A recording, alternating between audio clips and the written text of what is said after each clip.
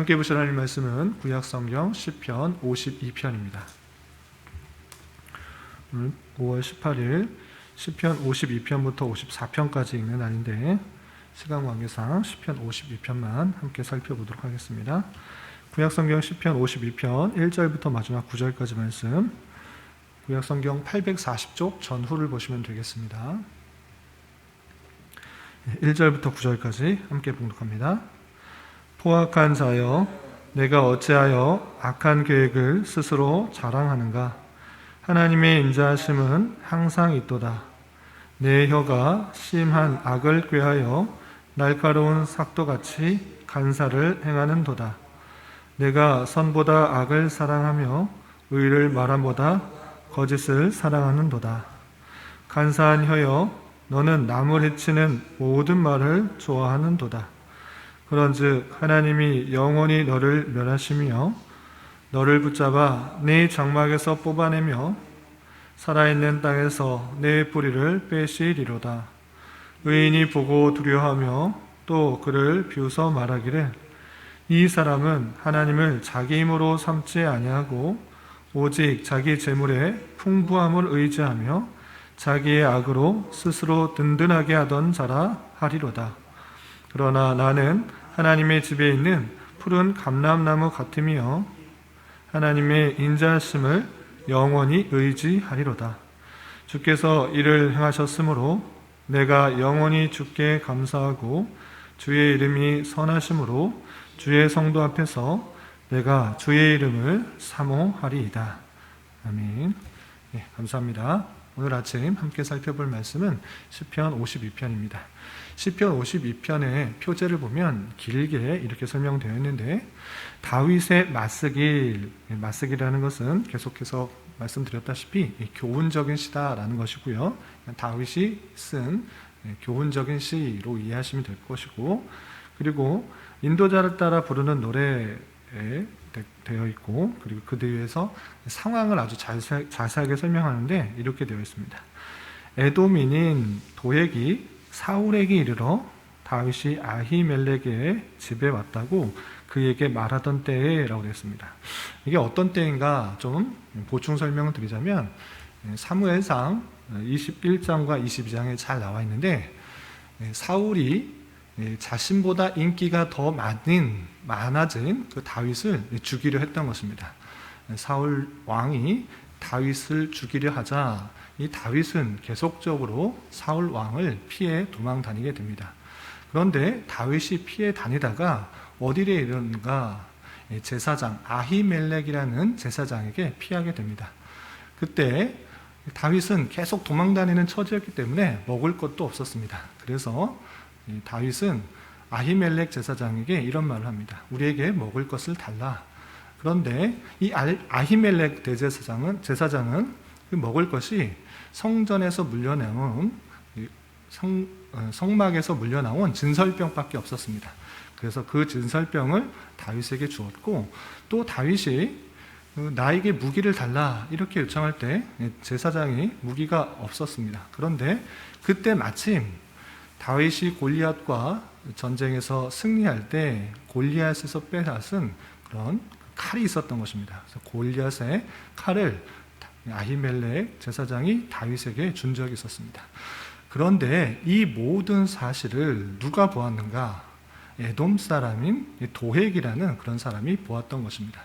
그래서 이 도액이라는 사람은 사울을 피해서 도망다니는 다윗이 아히멜렉의 도움을 받아 먹을 것도 얻었고 무기도 얻었다는 사실들을 사울에게 일러 바치게 됩니다. 밀고를 하게 되는 것입니다. 그래서 사울은 다윗에게 도움을 주었던 아히멜렉을 어떻게 했느냐, 그 제사장을 죽이게 되는 것입니다. 도움을 주었다는 이유로 죽일 뿐만 아니라 그와 함께 있었던 제사장들 85명을 함께 죽였던 것입니다. 그런 배경이 있었던 것입니다. 그러니까 아무 잘못 없는 제사장들이 85명이나 죽었던 그 사실들, 그 원인이 이 에돔 사람 도액이라는 사람의 밀고 때문에 죽게 된 일이 있었던 것입니다. 그러한 배경 가운데 시편 기자 다윗은 그 도에게 밀고 하는 그 모습을 보면서 참으로 악하다 느끼면서 악한 그 행위 때문에 수많은 제사장들이 죽게 되었다라는 것들을 느끼면서 이 시를 짓게 된 것입니다. 그렇다면 그 모습들을 보면서 시편 기자 다윗은 어떻게 노래하고 있는지, 어떤 것들을 고백하며 나아가고 있는지 좀 내용을 살펴보겠습니다. 우선 보면 1절부터 4절까지는 그런 도액의 모습을 보면서 간사한 자, 또 포악한 자, 악인들의 모습들이 어떠한지 이렇게 고백하고 있습니다. 1절부터 4절 보면 포악한 자여 내가 어찌하여 악한 계획을 스스로 자랑하는가 하나님의 인자하심은 항상 있도다 라고 하면서 포악한 자, 도액같이 권력에 기대어서 참된 진실과 진리가 알지 못하여서 악한 계획을 스스로 자랑하면서 자기가 원하는 것을 이루려고 하는 사람, 그것을 포악한 자다 이렇게 표현하고 있는 것입니다. 또 2절에서 보면 내 혀가 심한 악을 꾀하여 날카로운 삭도같이 간사를 행한다 라고 그랬습니다. 그가 행하는 말, 그 말로써 심한 악을 꾀하고 있다. 악을 꾀하면서 말로써 그 악을 드러내고 있다라는 것입니다. 그리고 그 악한 말이 어떻게 되는가? 아주 날카로운 그런 칼과 같이 간사를 행하면서 사람들을 해치고 있다라고 표현하고 있는 것입니다. 또 3절에서 보면 내가 선보다 악을 사랑하며 의를 말함보다 거짓을 사랑한다라고 되어 있습니다. 이렇게 선이 무엇인지 악이 무엇인지를 전혀 분간하지 못하고 자신이 생각하는 것, 자신이 계획하는 것 또는 세상적인 권력에 기대어 살아가는 그런 모습 속에서 참으로 선보다 악을 사랑한다. 그리고 의를 말함보다 거짓을 말한다라고 하면서 이 포악한 자는 세상 권력을 더욱더 의지하여서 거짓말도 그렇게 서슴없이 행하는 그런 모습을 볼 수 있는 것입니다. 또 4절에서 보면 간사한 혀여 너는 남을 해치는 모든 말을 좋아하는도다 라고 하면서 자신이 말하는 것이 어떤 영향력을 미칠지 전혀 생각하지 않고 자신의 의만 드러내려고 하는, 또 선과 악을 잘 구별하지 못하는 그런 말로 말미암아 많은 선한 사람까지 죽게 되는 그런 일들을 지적하고 있는 것입니다. 이렇게 참 진리를 알지 못하고 참된 선을 알지 못하고 단순히 권력과 또 세상적인 부를 위해서 아첨하는 그런 말들을 행하는 그런 포악한 자 또는 악인들, 그들을 어떻게 하나님께서 행할 것인가, 어떻게 하나님께서는 대해 주실 것인가. 5절이야 이렇게 표현되어 있습니다. 5절 보면 그런즉 하나님이 영원히 너를 멸하시며, 너는 앞에서 설명하였던 이 포악한 자입니다. 간사한 말로 사람들을 죽이기 부끄럽지 아니하는 그런 사람들, 그런 사람을 하나님께서는 영원히 멸하실 것이다 이렇게 표현하고 있는 것입니다. 또한 너를 붙잡아 내 장막에서 뽑아내며 살아있는 땅에서 내 뿌리를 빼시리로다 라고 하면서 하나님께서 그를 반드시 심판해서 그가 살고 있는 집, 그가 살고 있는 그 땅에서 반드시 심판하실 것이다 이렇게 표현하고 있는 것입니다. 또한 6절에서 6절 7절에 이렇게 표현되어 있습니다. 6절 7절 보면 의인이 보고 두려워하며 또 그를 비웃어 말하기를 이 사람은 하나님을 자기 힘으로 삼지 아니하고 오직 자기 재물의 풍부함을 의지하며 자기의 악으로 스스로 든든하게 하던 자라 하리로다 라고 하고 있습니다. 그 심판을 보면서 의인이 그 심판받는 모습을 보면서 어떻게 비웃는가, 어떻게 평가하는가. 그는 참으로 의지할 자가 하나님인데 하나님을 의지하는 것이 아니라 무엇을 의지했는가?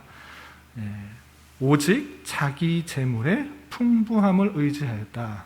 또 자기가 생각했던 꽤 여러 가지 지혜, 자신의 그런 계획들, 그런 자기의 악으로 스스로 든든하게 하던 자다라고 표현하고 있습니다.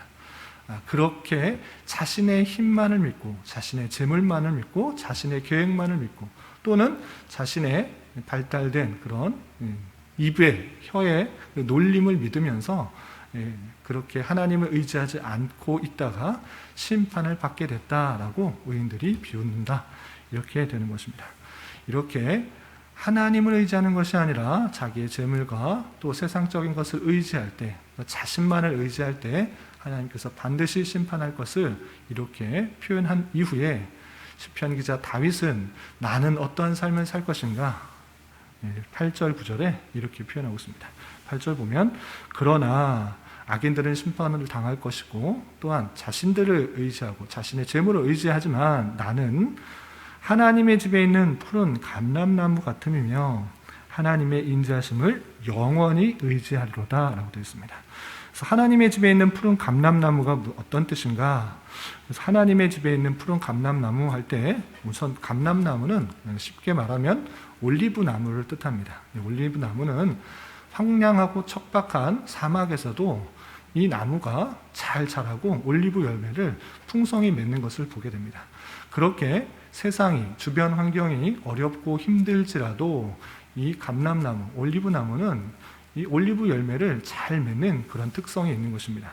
그것과 마찬가지로 하나님을 의지할 때 비록 주변 환경이 어렵고 힘든 그런 고난과 같은 상황일지라도 때에 따라 풍성한 열매를 맺는 그런 푸른 감람나무 같다 이렇게 표현하고 있는 것입니다. 무엇을 의지하기 때문에 그렇게 되는 모습인가? 다름 아니라 오직 하나님의 인자심을 영원히 의지하기 때문에 나는 하나님의 집에 푸른 감람나무 같다 이렇게 표현하고 있는 것입니다. 세상을 의지하는 것이 아니라 자신의 부유함을 의지하는 것이 아니라 재물을 의지하는 것이 아니라 자신의 계획을 의지하는 것이 아니라 오직 하나님의 인자심을 의지할 때 영원히 그렇게 의지할 때 푸른 감람나무와 같이 그렇게 어렵고 힘든 상황 속에서도 굳건히 때에 따라 열매를 맺고 굳건히 성장해 나갈 수 있다는 것들을 고백하고 있는 것입니다.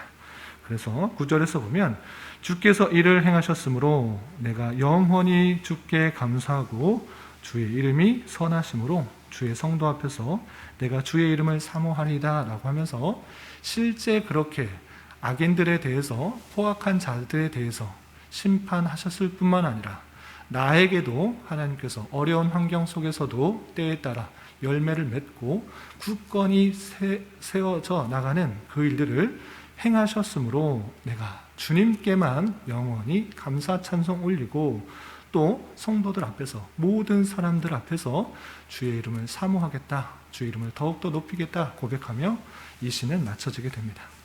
이런 말씀을 대하면서 우리는 어떠한 삶을 살아가야 되는지 교훈을 받게 됩니다. 그것은 어떤 것입니까?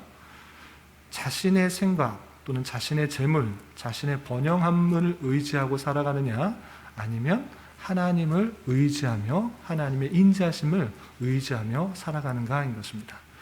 자신의 생각으로 좀 더 높이 올라가고 좀 더 힘을 얻고자 세상적인 힘에 귀를 기울이며 기대면서 새치혀로 좀 다른 말로 속여가면서 높아지려고 하는 그런 수많은 세상 사람들이 있습니다. 그렇지만 우리는 그런 것이 아니라 세상의 권력과 세상의 재물과 세상의 번영을 위해서 그것에 맞추어서 따라가는 그런 삶이 아니라 이 모든 것들을 주장하시는 분이 하나님이다. 하나님의 인자하십니다. 하나님의 선하십니다. 하나님의 뜻하심이 있다라는 것들을 믿고 하나님의 인자심만 의지하며 살아가는 것입니다. 세상의 눈을 의식하는 것이 아니라 세상의 어떤 것을 의식하는 것이 아니라 어디에나 계시고 우리와 함께 계시는 하나님을 의식하며 살아가는 것이 마땅한 삶이라는 것들을 교훈받게 되는 것입니다. 단순히 눈앞에 보이는 부귀와 영화 또 많은 재물들을 얻을 수 있다 생각하면서 속이고 또한 거짓을 말하는 그런 모습이 아니라 그런 것 다 없을지라도 하나님께서 하나님의 방법으로 하나님의 백성을 가장 선하게 인도하실 것이라는 것들을 굳게 믿으며 당장에 보이는 눈의 형통, 악인의 형통에 부러워하지 말고 더욱더 고난과 환난 속에서도 주님을 의지하며 그 환난과 역경과 어려움 속에서 연단시켜서 때에 따라 하나님의 백성답게 아름다운 열매를 맺어가시는 하나님의 놀라운 섭리를 발견해야 될 것입니다. 이런 은혜가 저와 여러분 우리 모두에게 있기를 진심으로 기원합니다. 기도하겠습니다. 하나님 아버지 감사합니다. 오늘 말씀을 통하여 포악한 자는 악한 계획과 거짓으로 남을 해치는 것을 좋아하지만 의인은 오직 하나님을 자기 힘으로 삼으며 주님의 인자하심을 영원히 의지한다는 것을 깨달았습니다. 이런 말씀을 다하는 자로서 궁극적으로 심판이 있는 악인의 길을 가는 것이 아니라 의인의 길을 가기에 더욱더 힘쓰게 하여 주시고 푸른 감람나무와 같이 환난과 핍박 같은 현실 속에서도 때에 따라 풍성한 성령의 열매를 맺는 푸른 감람나무와 같은 삶을 살게 하여 주시옵소서. 주님, 5월은 가정의 달로 보내고 있습니다. 말씀 안에서 우리에게 허락하신 가정에 대하여 잘 생각해 보는 시간 되게 하여 주시고 특별히 아직 믿지 않는 가족들에게 온전히 복음이 전파되는 은혜가 있게 하여 주시며 성도의 가정마다 주님께서 주인이 되어 주셔서 작은 천국의 모습들이 잘 드러날 수 있도록 은혜를 베풀어 주시옵소서. 또한 교회 내 원치 않게 다치게 되어 오늘 수술 받아야 되는 지체가 있습니다. 주님, 수술하는 손길들 붙들어 주시고 수술이 잘 진행될 수 있도록 인도하여 주시며 회복 또한 주님께서 잘 될 수 있도록 은혜를 베풀어 주시옵소서. 또한 직장과 사업장의 문제로 인하여 진로와 섬길 곳을 찾는 문제로 믿지 않는 가족의 전도를 위해 간절히 기도하며 간구하는 여러 지체들이 있습니다. 주님께서 그 기도에 신실하게 응답하여 주시고 역사하여 주셔서 하나님의 선하심과 인자심을 깊이 경험하는 기회가 되게 하여 주시옵소서.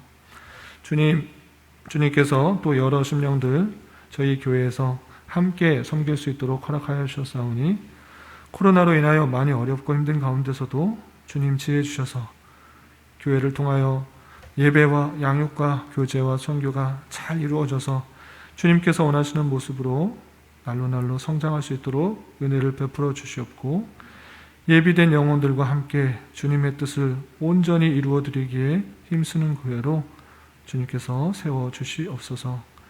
이 시간 각자 간절히 기도하는 기도 제목 주님께서 들으시고 가장 선한 것들로 응답하여 주시옵소서. 예수님의 이름으로 기도 올리옵나이다. 아멘.